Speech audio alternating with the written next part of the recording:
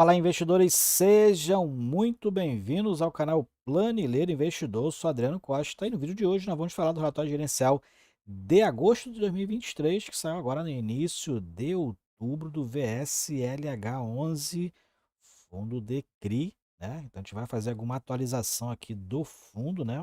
É o que a gente tem de mais atual aí, fundo que vem enfrentando muitas dificuldades, né? Aquilo que a gente está enquadrado lá como um quarteto fantástico junto com com a HCTR, com Deva e com o Tord 11.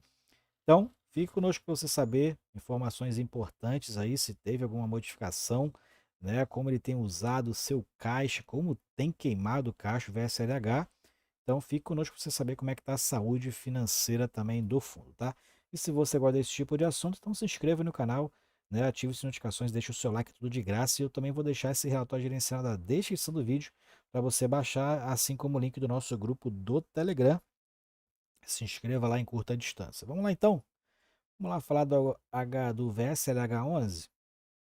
Fundo que aqui nada mudou, né? Para quem não conhece, é um fundo de CRI, investe principalmente em CRIs, fundo aí com prazo indeterminado, com gestão ativa, né? Ele tem desde dezembro de 2020. Tá aqui tudo aqui, ó, público-alvo investidores em geral, o gestor é a R Capital e administrado pela Vortex. Tem aqui as taxas de administração e gestão, que provavelmente que está pagando 0,95, né? Fundo que tem 307 milhões de reais de patrimônio líquido.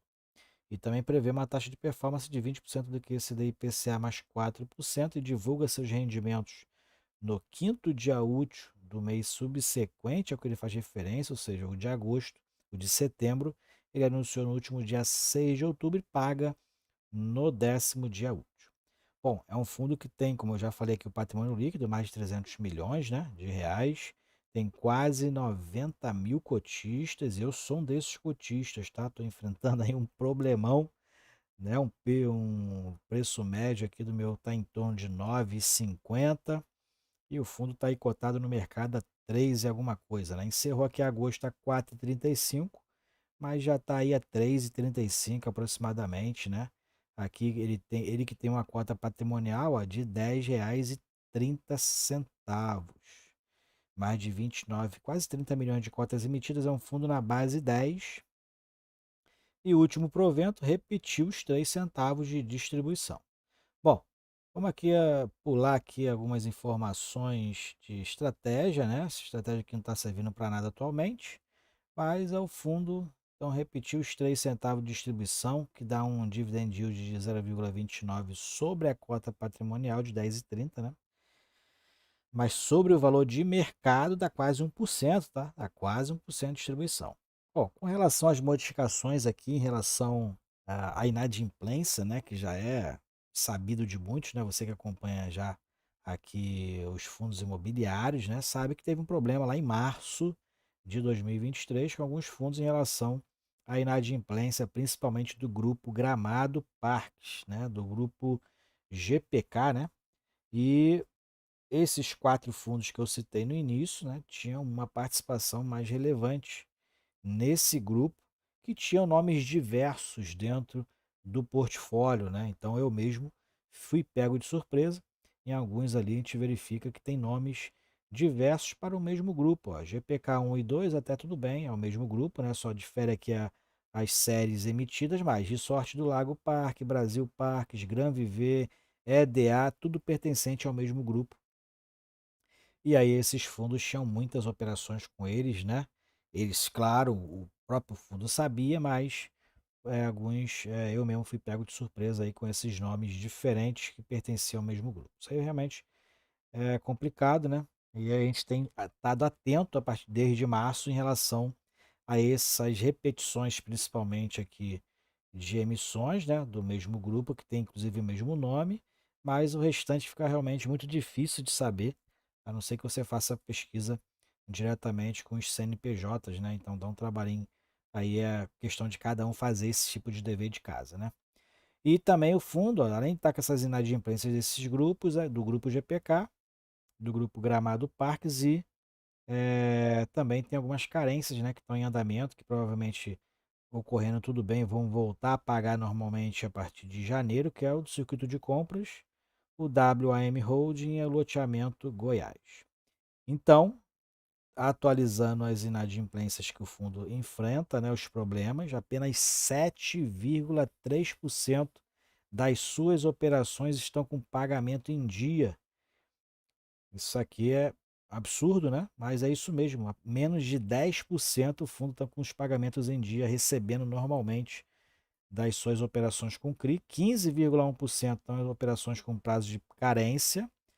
Provavelmente aqui estão pagando 50%. Se for a mesma coisa que o HCTR11 com o DEVA11, estão pagando 50% dos juros devidos e com carência de amortização, e dos outros 50% dos juros devidos. 9,2% estão inadimplentes em processo de execução de garantias e incríveis 49,3% estão inadimplentes, aguardando negociação das partes. Então, realmente, o fundo está praticamente sem expectativa, né, de quando é que realmente vai se recuperar, já que 50% das suas operações ainda estão aguardando negociação das partes. Então, realmente é uma situação muito complicada.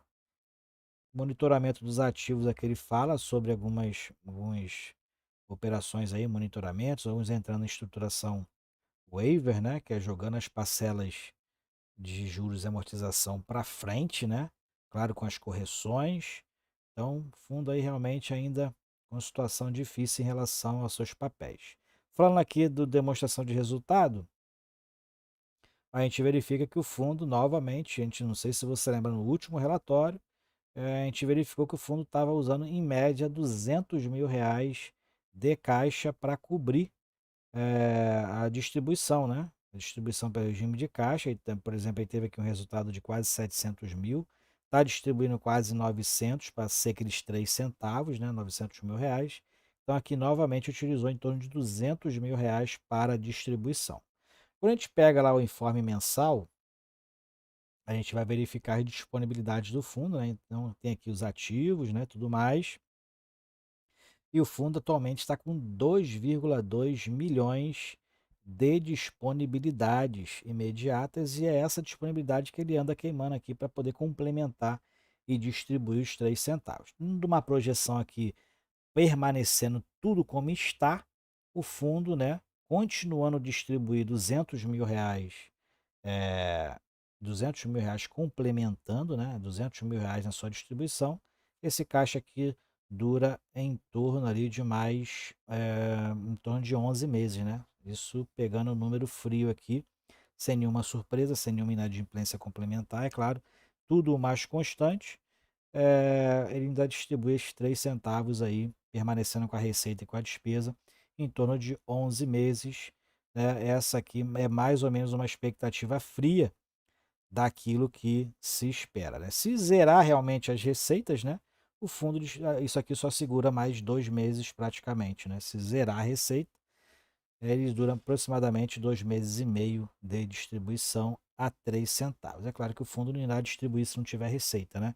Então, pegando essa utilização de caixa que ele tem feito, permanecendo tudo constante, como está hoje, o fundo ainda distribui 3 centavos por 11 meses. Essa aí é uma expectativa fria, né? Uma projeção fria. O fundo ainda tem aqui 8,6 milhões de valores a receber, né? E o fundo praticamente não tem passivos, né? Fundo de CRI praticamente não tem passivos dentro do seu patrimônio. Então é isso aí, né? O fundo então está nessa situação ainda complicada. O que a gente verifica aqui no portfólio, né? Passando aqui essas partes que nada mudou, passando aqui para o portfólio, a gente vê que os principais ativos do fundo, onde ele tem mais participações, já que o portfólio aqui está classificado por percentual do patrimônio, né? A gente verifica que os principais estão todos vermelhos praticamente, poucos aqui amarelos em negociação e poucos aqui verdes que estão com pagamento em dia. Então, os principais, onde ele tinha mais participação, são os que estão com problemas maiores aí, que causa aquele absurdo, né? 49% ainda em processo de negociação para aguardar o início de negociação entre as partes, né? Realmente é um absurdo, né? E os últimos aqui que têm participações menores estão verdes, né? Mas têm participações minoritárias e faz com que ele continue ainda recebendo aquele valor em torno de R$ 900 mil de receita, né, em torno de 7,6% do seu portfólio que está pagando em dia.